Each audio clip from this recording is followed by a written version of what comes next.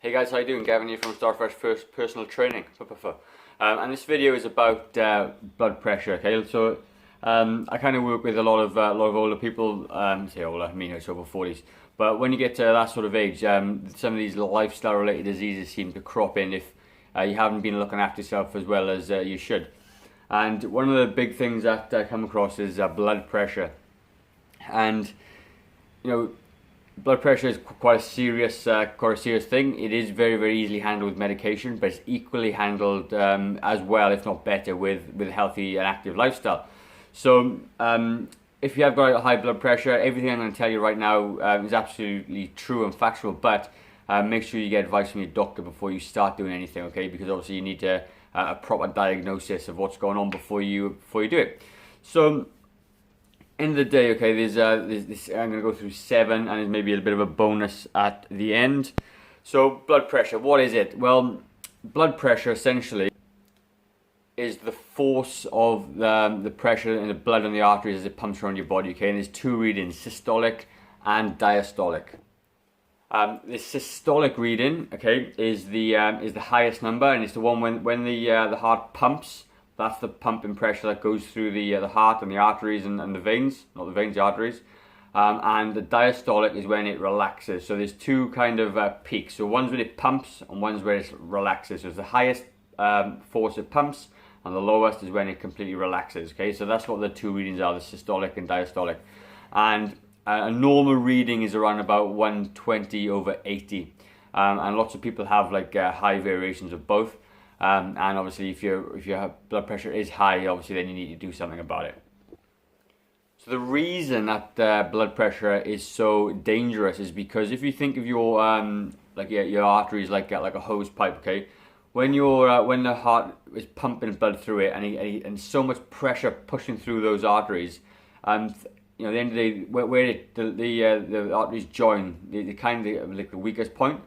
And what can happen is when you get all that pressure all the time going through, they kind of weaken.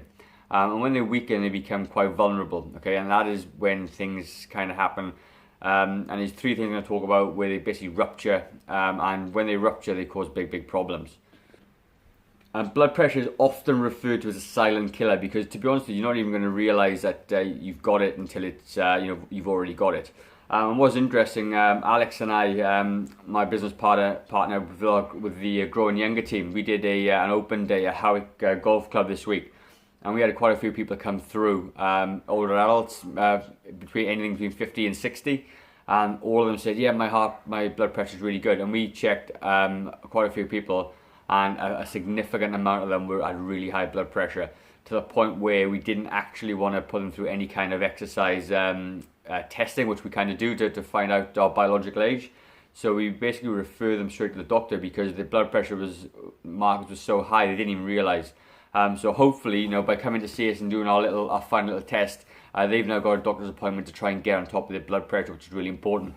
So if you haven't had your blood pressure checked for a little while, I really urge you to go to the doctors and get it done, because like I said, it is a silent killer. People don't realize they've got it until it's too late, and the last thing I want for you is to creep up on you and really do something dangerous. So there's three sort of serious health conditions I'm going to talk about right now very quickly, which are related to high blood pressure. The first one being a hemorrhage stroke. So a hemorrhage stroke is when an artery in the brain ruptures, okay? And when it ruptures, because it's being weakened by blood pressure, it causes a nasty stroke. So obviously you can imagine the hemorrhage, bang, and then you have the stroke. The second one is kidney failure. So the kidneys are made up of lots of little arteries, and with lots of high blood pressure pumping through those little arteries, they tend to break and vulnerable, and it causes the kidneys to weaken. Therefore, it can lead to kidney failure. The third one is an enlarged heart. So when your heart has to work so difficult, like any muscle, it gets bigger. But with the heart, when it gets bigger, it gets stiff, and it's not able to sort of pump as hard as it would with a big contraction, even though it's bigger. And this hinders the heart and reduces capacity to pump blood around the heart, which can lead to a heart attack. So they're the 3 things you need to be careful of. Okay, so just to be mindful of high blood pressure, pretty serious. But the good news is that having high blood pressure isn't a permanent thing. You can actually reduce it. Okay, you can get it done. But if you've already got these problems associated with high blood pressure, they're not easily reversed. But if you just got the onset of blood pressure, you can reduce it quite easily. I'm going to go through how you can do that right now. Number one is simply reduce caffeine. Okay, cut caffeine out your diet, because what caffeine does is it causes spikes in your blood pressure. Okay, which is obviously really bad for you if you've got high blood pressure. But what you can do is swap it out for things like green tea. Green tea has huge amounts of other benefits, antioxidants, to name just one, and that's going to be such a beneficial win-win for you guys in your new quest for health. So yeah, just swap out for green tea or even just water. Number two, okay, so we're talking about exercise. You probably already know this, the importance of exercise, but what's really cool about the exercise and has so many health benefits is that there's something called PEH, which is post-exercise hypotension. Hypotension means lowering, and it's a phenomenon that after 22 hours of after working out, your blood pressure can lower. Okay, so if you've got high blood pressure, it's really important. Obviously, when you do exercise, though, your blood pressure can increase, but that is why you don't want to push yourself too hard when you're first starting off. And a 30-minute walk will do just a trick, or a very, very basic bodyweight workout. When you do start working out, highly recommend you start working out with weights or resistance bands. And people on our Growing Younger program do the home workouts. And all you need to do is concentrate on the big muscles. Okay, so you're looking at squats, use those legs, rows, use the arms and the back, presses, shoulder presses, crunches and sit-ups, to a degree. But just get those big muscles working and in a really, really good circuit. And that's going to spark that PEH for you guys and help reduce your blood pressure. But like I said, it's not going to be a quick win. Okay, you do get that PEH, like I said, but this is something that needs to be done consistently over time. But just to start, if you're just starting off, just start learning, get a 30-minute walk in, and you'll be absolutely fine. So with regard to intensity levels, okay. Don't go flat out 100%, okay? Try and keep it within about 50 to 60% of your max effort. And to put it into perspective for you, 100% would be like a sprint, 0% would be sitting down or sleeping, and you want to be about 5 or 6 to start off, and be really mindful of recovery periods and everything else. But that's really going to get you moving, get your blood pressure reduced, and you're going to get you in shape in no time at all. Number three, really important, drink more water. You probably know this anyway, but simply drinking more water, well-hydrated arteries help ease the heart's workload, and there's nothing more to it than that. So obviously drink more water, really, really important. So another one is, number four, is salt. Avoid salt if you can. But when you take in salt, what happens is it increases the blood volume in veins and arteries, okay, because our bodies like to have a certain level of sodium in our bodies. So if you have too much salt, it brings in more water to dilute the salt, and obviously increases the pressure of the blood. So it's really, really important to reduce your salt intake. So when you're looking at reducing salt, okay, you got no idea how much to have. About 2.3 I think it's milligrams of salt is about recommended, or 2,300 milligrams a day. Or less, and the way you can to check that is, like I said, use a MyFitnessPal app or something like that. I'll leave a link up above for you on how to use MyFitnessPal. Really, really important, but it'll track your salt. It might not be 100% accurate, but it's going to give you a better idea than just trying to wing it and trying to reduce salt other ways. And obviously, then you can still enjoy some of the foods you like, but you certainly got a marker and a somewhere to check on. Number 5, okay, so we're going to talk about eating a variety of vegetables and fruits that are high in potassium. Potassium is really important because it helps balance out the effects of salt. So I'm going to go through a few foods here. I'm going to read them off my list because I can't remember them all.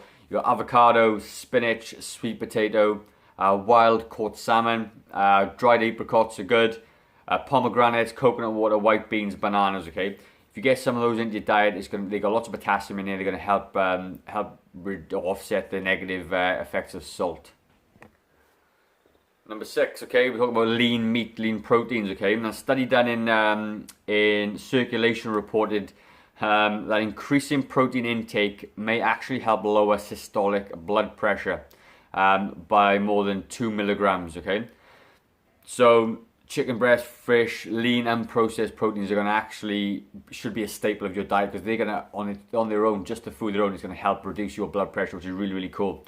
And like I said, for every kind of meal, when you're, you should be eating about a palm-size piece of protein, about the thickness of your hand, okay? Really, really easy guide to measure. If you're not getting that, then you need to get it in your diet a bit more regularly.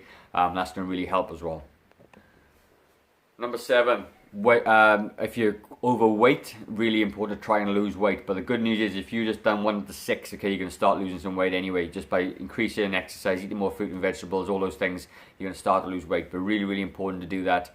And then you can use MyFitnessPal to actually track your calories to make sure that you're in a calorie deficit, which means you're eating less calories than you burn. And then you're going to start to lose some weight, and that's really, really important as well. That should be your number 1 priority, to be honest with you, is to lose some weight.